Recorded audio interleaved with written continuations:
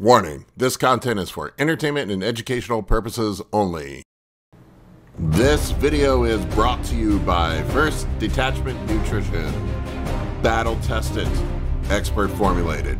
Use discount code AB10 at checkout for 10% off. All right, Gym Bros, Big Paul here today, and we are going to talk about bringing up weak or lagging body parts, insufficient development in a certain body part. This is probably the most common training question that I get asked is, hey bro, how do I bring up my biceps? Hey bro, how do I bring up my back? And I'm going to tell you my thoughts on it and how you fix these problems in just 1 second.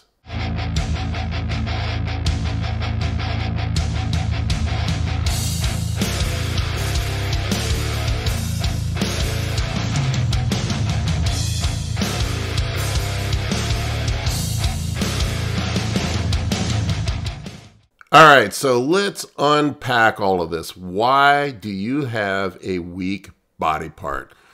So, first off, is the body part actually weak, or is it just a weird shape that's not conducive to bodybuilding?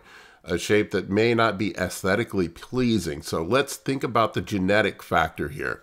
High calves would be a perfect example. The guys that have the small, really high calves, they have the short muscle belly.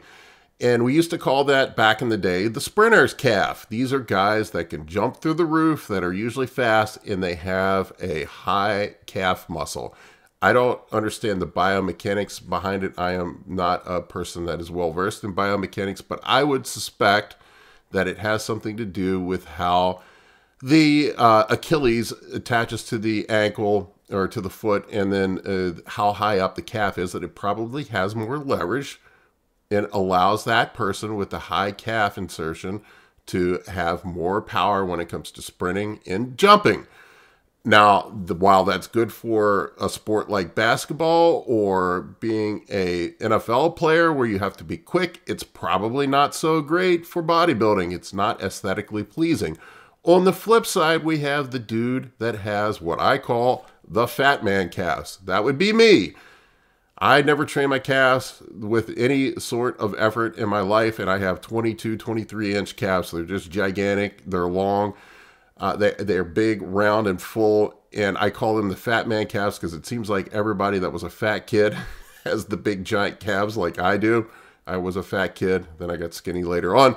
That's a story for another day, but muscle shape is something that you can't change. Like, I have really long bicep heads. My biceps, I have these long, flat biceps. I have big arms, but I will never have a bicep peak like Arnold Schwarzenegger did. He has a shorter bicep head, and that allows for the big, tall peak. Dorian Yates, on the other hand, had a really long biceps, and he did not have the big, tall peak, but he had plenty, his arms were plenty big. Those are things that you cannot change. Those are just what you were given from the gods at birth, and you have to work with those. Now, with that said, you can make any muscle in your body bigger with training. You can't change the fundamental shape of it the way that it was gifted to you from the heavens. That is something that's there with you for life, but you can make that muscle bigger. And we do see guys with deficient body parts, with body parts that are lagging. Now, there is this obsession with young guys. It's usually guys that are just starting with lifting. They want to focus on and prioritize certain body parts, like, hey, my arms are small, I want my arms to be bigger. Or, hey, my shoulders are small, I want my shoulders to be bigger. When you're 170 pounds, 180 pounds, you don't have any lagging body parts. Your entire body is your lagging body part. Now, that's not to say that you shouldn't focus on good form and learn how to train correctly.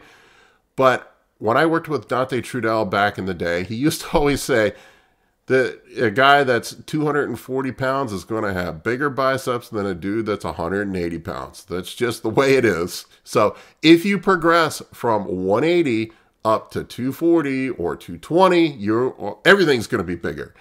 Your back's going to be bigger, your calves are going to be bigger, your legs are going to be bigger. Now, with that said, you still have to have intelligent training. We're going to talk about that in just 1 second. But focus on getting bigger when you're at the beginner stage. You know, get your form down. That is important. Getting bigger is the ultimate way to bring up a lagging body part, and that means eating more food. That means getting your supplementation straightened out. That means training correctly. So first and foremost, don't worry about a lagging body part when you are a beginner bodybuilder. Learn how to train correctly, focus on getting bigger, and everything will improve. With that said, there are dudes that don't know how to train certain body parts, and those body parts lag behind. Almost every time I see a deficient body part on a trainer, there's something wrong with how they're training that muscle. Their form sucks, they're using way too much weight, they're not training it properly, and they're not getting the stimulus that they need for hypertrophy. It 100% guarantee that that is what's going on a lot of times when somebody has a lagging body part. The prime example I'm going to give you is back. Almost nobody in a gym has big, impressive backs. I very rarely see people with big, impressive backs. And I have found in training people over the years that back is one of the hardest muscle groups to get a mind-muscle connection with, to learn how to activate properly. Now, some of this is ego. Some of this is just, it's a difficult muscle to activate. It's not one that we use every day in our life. It takes some work to learn how to activate them and to feel them. And I'll give you the example. Almost every time I see some dude doing barbell rows or dumbbell rows in the gym, dumbbell rows would be a perfect example. All I see them doing is 120-pound bicep curls. They're not actually activating their lats at all. I love to watch people train in the gym. I love to look at them and see if I actually see the muscle that they're targeting working and activating while they're lifting. You can look, you can take your time the next time you're in the gym and watch people lift and see if the muscle that they're actually trying to target is actually contracting fully.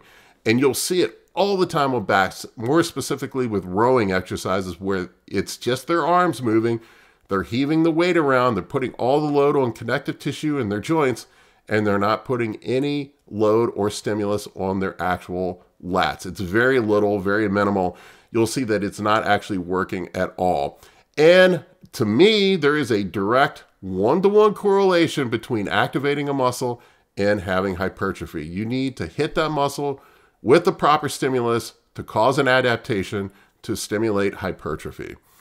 If you're not getting a full contraction, if you're not placing load on that muscle, it is not going to grow. And most people in the gym, I see ego lift. They ego lift. They don't train properly to stimulate muscle growth. Bicep curls would be another example of this, of ones where guys train like idiots. I see it all the time. Recently, I rolled up to the dumbbell rack to do my curls with my 35 or maybe 40-pound dumbbells. I don't remember what it was. And some kid goes up next to me and grabs the 55s and is slinging them around.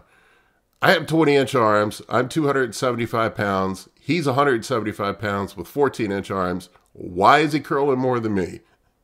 It's a valid question. And I just saw him swinging the weights around and not actually placing any load on the muscle that he was trying to target for hypertrophy.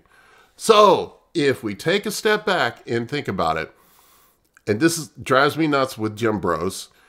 Most gym bros say they want to get bigger, but they don't train with the type of specificity needed to produce hypertrophy. Your training should be geared towards hypertrophy. If you want to be a powerlifter, go be a powerlifter. If you want to be a CrossFitter, go be a CrossFitter. And this is a distinction that a lot of people don't think about. When you're a powerlifter or when you're a CrossFitter, your goal is to get the weight from point A to point B in the most efficient way possible. You don't care about placing load on the muscle. You're not worried about getting a pump. You're not worried about any of that stuff. You're just trying to move the weight from point A to point B and doing it the most efficient way possible, which means maximum leverage, probably placing the least amount of load on the muscle that you're trying to target for hypertrophy. And really, when you think about it for hypertrophy purposes, all you're doing when you're doing that is placing more load on joint and connective tissue and using technique to get the weight from point A to point B. I'm not saying that that is wrong. If your goal is to be strong, if your goal is to move around the most weight as possible, fine, do that. But if your goal is hypertrophy, that is not the most efficient way to stimulate hypertrophy. For hypertrophy, for bodybuilding purposes, the most efficient way to produce hypertrophy is to provide an adequate stimulus on the muscle, placing load on the target muscle that we're trying to grow in the least efficient way possible. We want to use the least amount of weight and place the most amount of load on the muscle that we possibly can. So really, it's not to say that you don't progress in bodybuilding. It's not to say that you're not beating the logbook, but you're doing it within the constraints of good form and placing load on the muscle that you're trying to stimulate hypertrophy on. Now, a good cue for this is if you can't feel a pump in the muscle, if you don't feel the muscle you're working, you're not stimulating it, more than likely. Now, pumps aren't always, a surefire way to know that you're stimulating a muscle, but it is a good cue to give you the right information to know that you're placing the load on the muscle. You should feel a good hard contraction when you're doing a curl. It shouldn't be doing this number. You're really not getting any load on the muscle. For bodybuilding, we want to place the most amount of load that we possibly can on the muscle while stimulating hypertrophy and progressing that load within the constraints of good form for hypertrophy. I don't know why guys don't think about this. So here's a perfect example. Go into any gym and you'll see dudes deadlifting crazy amounts of weight, 600-700 pounds. Every gym now has guys, deadlifting 6 or 7 wheels, but they aren't that big. A lot of them aren't that big. Some guys are big. So you clearly don't have to be big to be strong. Strong guys are not always big, but big guys can be strong. So there's a delineation between the two. So lift like a bodybuilder. If you're not growing a muscle, first and foremost, take a look at your form and see if that form is correct. And I know a lot of newbies, here's what they want to do. They think the answer is throwing more volume at a muscle that's not growing. That doesn't fix the underlying problem. If your form sucks, and you're not providing the proper stimulus to get growth now, why do you think doing more of that is going to make the muscle grow? You're just doing more of the same shitty thing that you were doing before that wasn't working anyway. So fix your form first, eat more food, grow your whole body, make sure your form is correct, progress within the constraints of that good form, and you will have hypertrophy. Any muscle can grow. Now, you can't change, once again, you can't change the underlying genetics that God gifted you with. You can't make a muscle shaped differently than what it is shaped, but you can grow that muscle and make it look bigger. You can definitely make that muscle look bigger. And sometimes you can create the illusion of fixing things. Like I'll see guys that don't have a lot of shoulder width, but they put a lot of work into growing their shoulders and their back, and they make themselves look wider. You see it all the time with the men's physique guys. They train specifically for width, and they end up getting that very wide look. They don't have big legs. They don't focus on that. So you can bring up certain body parts to create an illusion of width or whatever it is that you're trying to achieve. Now, you can't fix a body part that, you can't fix a high calf. You can't fix a bicep that doesn't have a peak to a certain degree. So guys, think about this logically.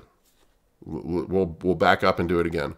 Form and feeling the muscle and activating the muscle first and foremost if you want to grow weak and deficient body parts. If you have a body part that's lagging behind, it's probably your form that's broken. All right, dudes, let me know what you think in the comments section below. I want to give a shout out to my sponsor, First Detachment Nutrition. They help me pay for this channel. And if you want to support me, support them, go over to firstdetachment.com and pick up some of their awesome supplements formulated by the man himself, Justin Harris, and use my discount code AB10 for 10% off. For coaching or consultations, head over to www.anabolicbodybuilding.com to book your spot today. I can help you with optimizing hormones, fat loss, muscle gain, physique, athletic performance, nutrition, and health. For more information, shoot me an email at bigp3rd@gmail.com.